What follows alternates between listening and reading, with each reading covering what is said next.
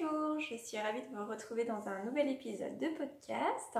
J'espère que vous avez passé un bon été, que vous avez bien profité du beau temps et que vous avez pu coudre aussi des projets durant ces vacances. Du coup, moi je vous rejoins aujourd'hui un petit peu en retard puisque j'ai manqué de temps pour tourner tout simplement. Donc ce que je vais faire, c'est qu'aujourd'hui je vais vous faire un épisode de podcast où je vous présente plusieurs projets. Et je pense qu'on va plutôt repartir sur ce format-là, un épisode tous les mois, puisque j'ai du mal à trouver du temps pour filmer. Donc autant que je le fasse une fois par mois et que je concentre en fait les différents projets que je couds. Donc aujourd'hui je vais vous présenter les projets que j'ai réalisés au mois d'août. C'est donc essentiellement des projets l'été. Là je commence tout juste à me pencher sur les projets pour l'automne. Et puis je vous montrerai justement les deux projets que j'ai pour la suite. Donc le premier projet que j'ai pu réaliser, c'est un haut qui est tiré du livre J'apprends à coudre des hauts des éditions Marie-Claire Idé. C'est un livre qui coûte 18,90 €. J'ai été assez séduite par la présentation des modèles qu'il y a. Donc je vais vous montrer, donc par exemple on a les petits hauts drapés comme ça. On a une tunique à manches raglant, ce qu'ils appellent une chemise, moi je dirais un t-shirt. Voilà, celle-ci aussi j'aimais bien, chemise des années 50. Voilà, donc il y a plein de petits hauts sympas. Au niveau du modèle que j'ai sélectionné, moi j'ai décidé de prendre le bustier bicolore. Donc je vous montre. Voilà. À quoi ça ressemble, c'est celui-ci. Et du coup j'ai décidé moi de le faire en uni déjà dans un premier temps parce que en fait je manquais tout simplement de haut uni. Donc je me suis dit c'est l'occasion de tester en même temps le patron en prenant une viscose noire qui me permettra d'aller avec mes bas un peu plus colorés. Et puis si effectivement le patron me plaît bien, je le referai à ce moment-là avec d'autres tissus colorés parce que j'aime bien, c'est vrai que l'effet comme ça multimatière, multicolore, c'est sympa. Alors au niveau de ce haut, il faut compter à peu près 70 cm de tissu, on a 1,40 m de large. En termes de taille, est-ce que je l'ai... Alors, moi j'ai pris une taille 36. Je cherche le tableau des tailles pour vous dire, voilà, donc ça va de la taille 36 à la taille 42. Donc il n'y a pas énormément de taille, c'est 4 tailles seulement. Au niveau des marges de couture, elles sont comprises, elles sont de 0,5. Donc ça c'est agréable parce que c'est vrai que ça va quand même beaucoup plus vite quand on a juste à décalquer le patron et pas à rajouter les marges sur le modèle. Donc moi je l'ai réalisé, donc comme je vous le disais, dans une viscose noire toute simple que j'avais acheté chez Rascol il y a un moment. Donc voilà le résultat. Alors je sais que le noir on voit pas trop. Voilà. Hop, bien sûr je vais vous le porter comme d'habitude pour que vous voyez ce que ça donne sur moi. Voilà, donc en fait on a une partie en haut qui est doublée, donc qui est froncée, sur laquelle on vient mettre un biais en fait. Voilà, c'est ce qui sert en même temps à faire les bretelles. Ensuite, la partie froncée, donc elle est reliée à une deuxième partie pour le bas. Et le dos, pareil, on a un empiècement qui est doublé en haut. Et ensuite, voilà, vous voyez un peu l'effet de transparence. Le bas. Alors, sur ce haut, normalement, on est censé mettre une fermeture éclair invisible sur le côté. Ils indiquent aussi de mettre des pressions au niveau des bretelles. Et comme vous l'avez vu sur le modèle, normalement après on rajoute un ruban là en dessous l'empiècement pour souligner en fin de compte les empiècements. Donc moi je n'ai pas décidé de faire tout ça pour la simple et bonne raison que le haut était beaucoup trop large. Donc même en cousant, alors normalement les marges de couture elles sont à 0,5, moi j'ai cousu à 1,5 et vous allez voir ça reste encore large. Donc du coup j'ai pas eu besoin de mettre la fermeture éclair. Les pressions pour les bretelles, en fait je voyais pas trop l'intérêt. Moi je le porte sur moi et puis après je couds à la bonne distance au niveau des bretelles.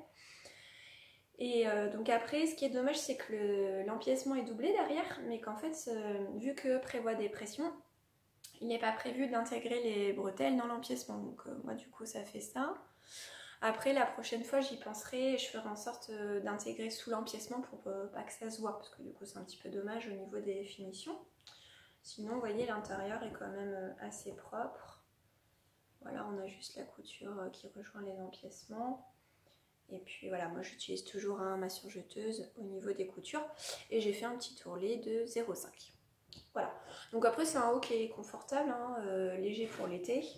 Mais donc les modifications moi, que je ferai quand je referai une nouvelle pièce, c'est déjà d'allonger. Parce que vous allez voir, en fait, moi je m'attendais à ce que la partie bustier prenne la poitrine et que ça arrive sous la poitrine, ce qui n'est pas le cas. Donc après, moi je suis plus grande que les tailles standards aussi, donc j'aurais pu allonger un peu. Mais là, il faut vraiment que j'allonge. J'ai mesuré de 5 cm pour que ça fasse une partie beaucoup plus grande et que ça arrive en fait sous ma poitrine. Voilà, bah écoutez, je vous le passerai après avec le short que je vais vous présenter, comme ça on fera d'une pierre deux coups pour l'essayage. Donc voilà pour ce haut. Sinon au niveau des explications, c'est clair, hein, il y a des schémas, voyez, enfin même des photos, donc chaque étape est détaillée. Et pour les fonces, comme d'habitude, je ne vous l'ai pas précisé, mais j'ai utilisé du lastin pour foncer plus facilement et en fait avoir tout de suite la bonne taille entre les deux pièces à rejoindre. Donc ensuite, comme je vous le disais, j'ai un short que j'ai à vous présenter, que j'ai réalisé. Donc c'est le short Capri du livre Couture pour l'été. Donc ça c'est un livre qui coûte 18,90 € aussi. Donc c'est également les éditions Marie-Claire. Donc pareil, il y a pas mal de modèles sympas dedans. Par exemple le cap Palerme avec le petit pli au milieu. Voilà, de toute façon si je les ai achetés c'est qu'il y avait plusieurs modèles qui me plaisaient, hein, parce que sinon ça vaut pas le coup d'investir. Après j'avais vu justement sur internet que ça taillait grand. Selon les modèles, un petit peu comme j'apprends un coup de méouf. Donc je me suis méfiée et j'ai bien mesuré aussi sur le patron pour être sûre de prendre la bonne taille. Donc le short Capri, hop, je vous montre une photo. Je vois pas ce que je montre, voilà, je vous montre une photo, donc ça donne sa portée. Alors sur la photo on voit pas la ceinture, donc on se rend pas vraiment compte. Moi j'ai été un peu surprise une fois que j'ai réalisé le modèle, parce qu'en fin de compte la ceinture est toute petite et le short est vraiment taille basse. Et c'est vrai que moi je suis plus à l'aise quand un petit peu taille basse ça va, mais là c'est vraiment trop pour moi. Là on divine un petit peu la ceinture sur la photo, mais ça reste quand même masqué.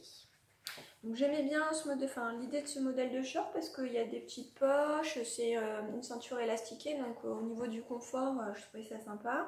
Et puis le revers aussi en bas, je trouve que c'était sympathique. Donc là, il faut 80 cm de coton, donc du coup j'ai utilisé moi des chutes. Hein, c'est pas mal aussi les petites coutures, comme ça permet d'utiliser les restes de tissu.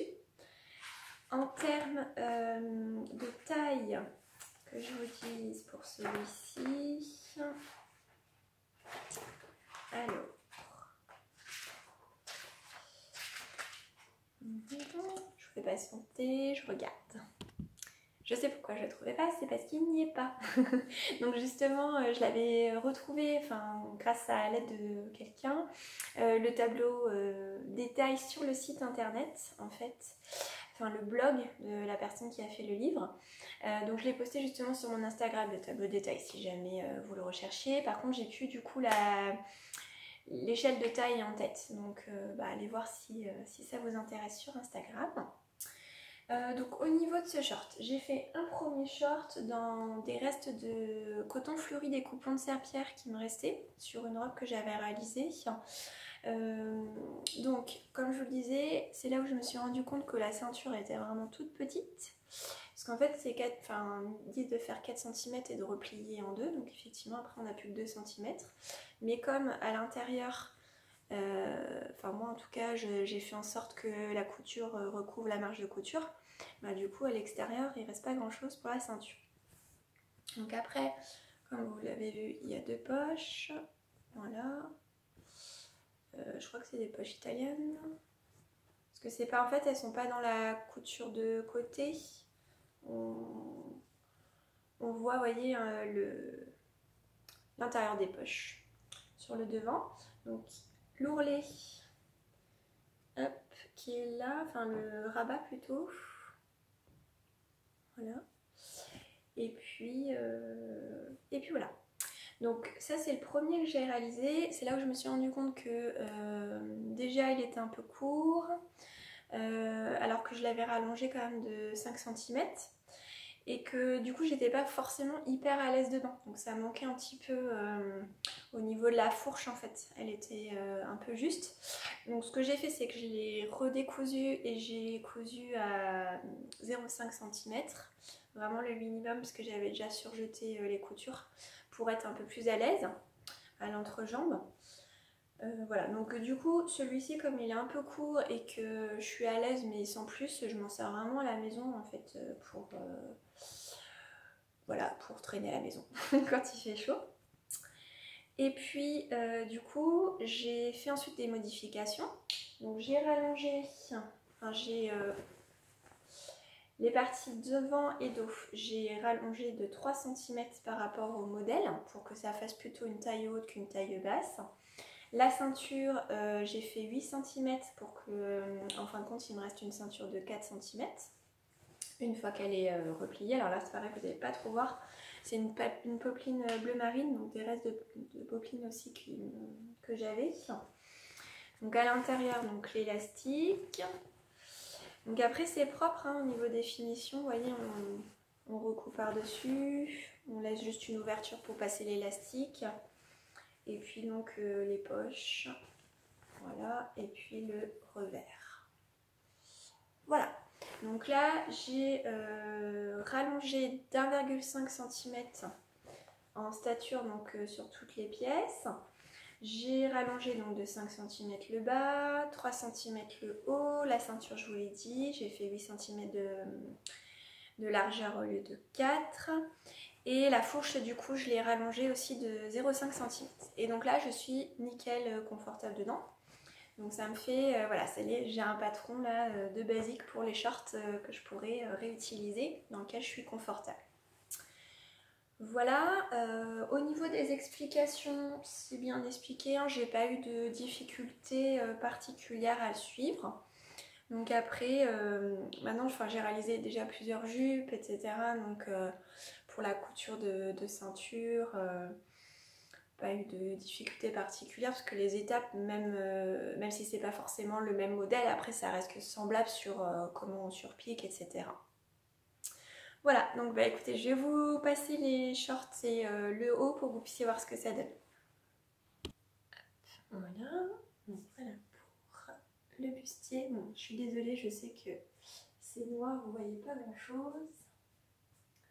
Voilà, vous voyez, j'aime bien, enfin on est vraiment à l'aise, ça fait un côté fluide avec la viscose. Je sais, vous voyez les... Non, vous voyez vraiment pas. Les fronces. Et donc le short, la première version, vous voyez, ça fait vraiment bas et la ceinture, voilà, vraiment petite. Hop. Voilà. Au niveau du short, je vais vous passer l'autre short. Hop. Voilà. Bon voilà, là c'est pareil, c'est foncé. Vous n'allez pas voir grand chose, je suis désolée. Après, je vous invite à aller sur mon Instagram sinon, parce qu'avec les photos, avec le soleil, vous verrez mieux. Voilà, donc là je suis vraiment beaucoup plus à l'aise au niveau de la taille, vous voyez, puis le poil au nombril, et puis la ceinture qui est un peu plus large, du coup c'est plus agréable aussi. Voilà. Désolée pour la luminosité, mais je suis obligée de tourner le soir, enfin la nuit, une fois que les enfants sont couchés, que le mari est occupé. Parce que sinon j'ai pas d'endroit calme et pour tourner les vidéos c'est pas l'idéal. Voilà, petit aparté. Donc ensuite j'ai voulu me coudre une jupe du magazine Couture Actuelle. Ce magazine c'est le numéro 11 et il avait vraiment des jolis modèles à l'intérieur. Du coup j'ai décidé de l'acheter et donc j'ai décidé de coudre cette jupe là, alors on voit pas très bien hein, mais c'est la seule photo. Donc une jupe trapèze toute basique. Donc c'est la jupe numéro 29. Hop, donc voilà au niveau du dessin technique. Vous voyez, voilà, elle est toute basique. Il y a juste la ceinture, la fermeture éclair et puis la jupe. Et les poches, oui, il y a des poches aussi. Donc cette jupe, elle demande 1,50 m de tissu, une fermeture éclair. Donc la fermeture éclair, c'est pas précisé, donc moi j'ai pris une fermeture invisible de 20 cm, un bouton et puis du thermocollant pour la ceinture. Donc cette jupe, je l'ai faite dans un reste de... J'ai mangé nous. Crêpes. Crêpes élastane du site Benitex à 6 € le mètre. Et je n'aurais pas dû en fait parce que le côté élastane fait que les poches, vous voyez, ça a tendance à gondoler en fin de compte. Donc si je devais modifier quelque chose par rapport à cette réalisation, c'est clairement le choix du tissu. Donc je pense que voilà, soit une viscose, soit un coton, ça aurait été mieux. Bon, après l'avantage c'est qu'elle est confortable, hein, mais vous allez le voir porter... les poches, voilà, ça gondole un peu, donc c'est pas parfait, on va dire. Donc voilà, donc la fermeture éclair invisible, là ça y est, je maîtrise bien le sujet. Comme vous voyez, elle est bien invisible. J'ai donc utilisé, moi j'ai mis un bouton pression pour la fermeture, plutôt que le bouton traditionnel, ça m'aide de faire la boutonnière et de toute façon en général ça se voit pas. Hein. Voilà, j'ai fait donc les surpiqûres sur les poches. Et j'ai tout fait dans le même tissu. Voilà. Donc après la forme est sympa, vous voyez. Voilà, moi j'aime bien. Après je l'ai fait encore une fois en noir parce que bah, j'avais pas mal de hauts colorés que je voulais mettre donc, avec. Donc notamment le chemisier Suzon que je vous avais présenté. En termes de taille, est-ce que c'est noté là?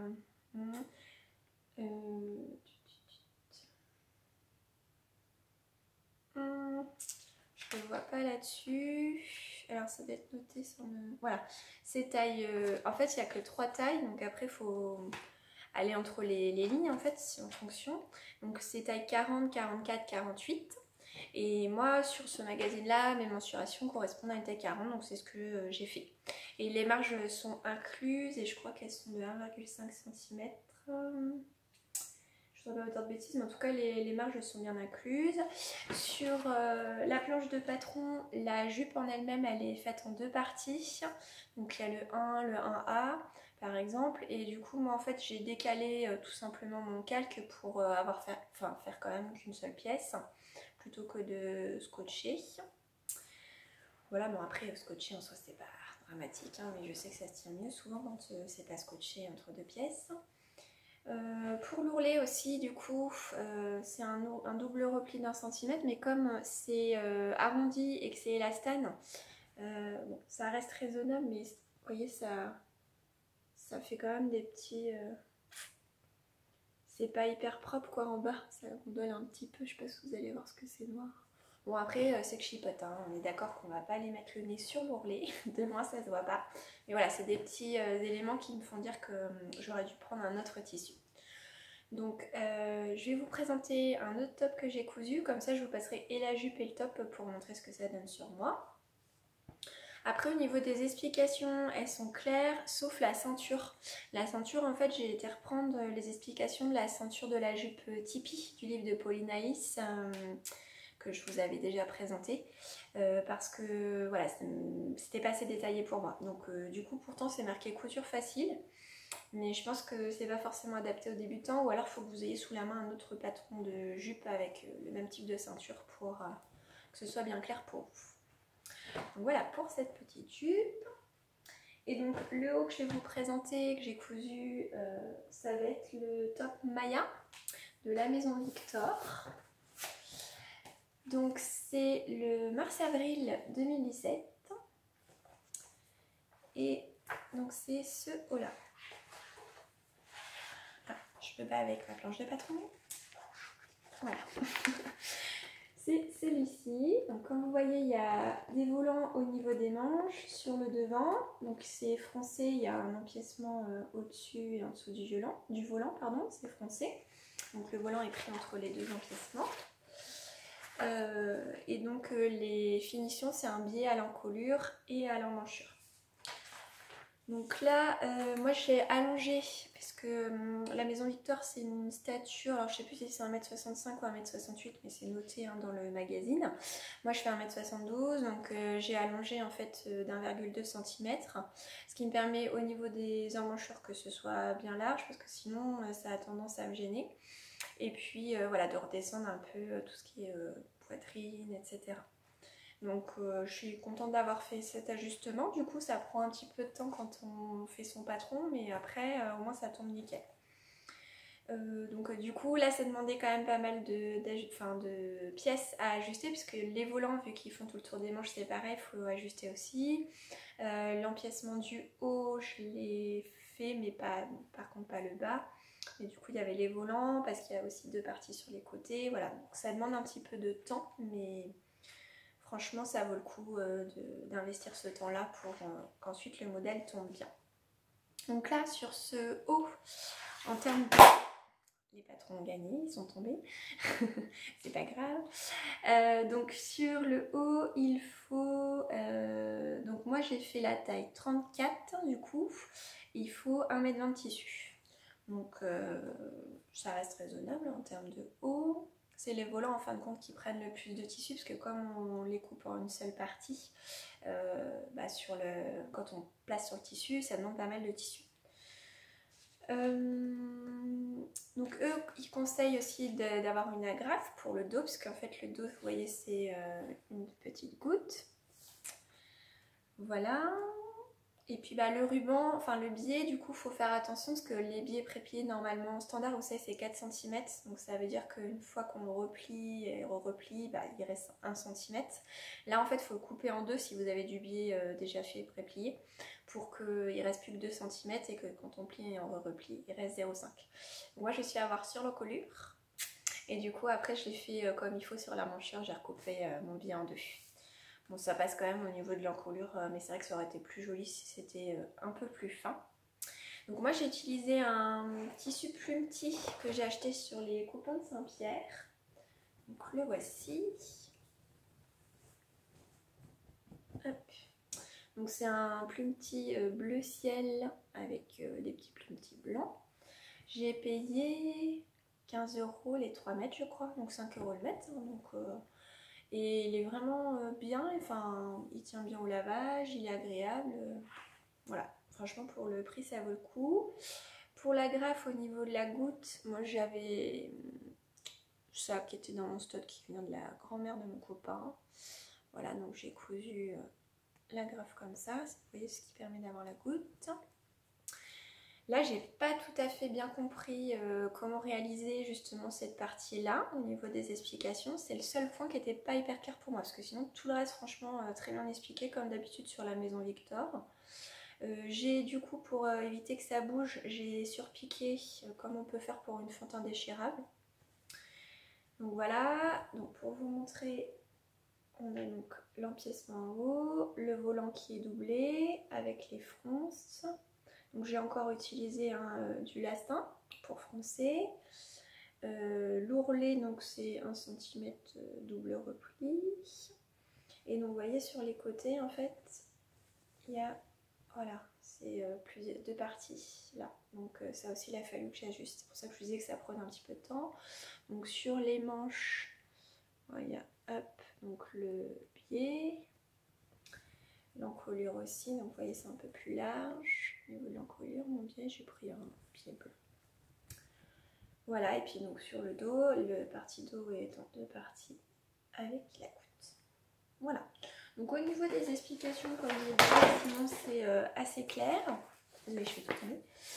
Voilà, donc comme à chaque fois sur la Maison Victor, hein, vous avez des illustrations étape par étape. Je vous dis, il y a juste la goutte où voilà, je n'ai pas tout à fait bien compris.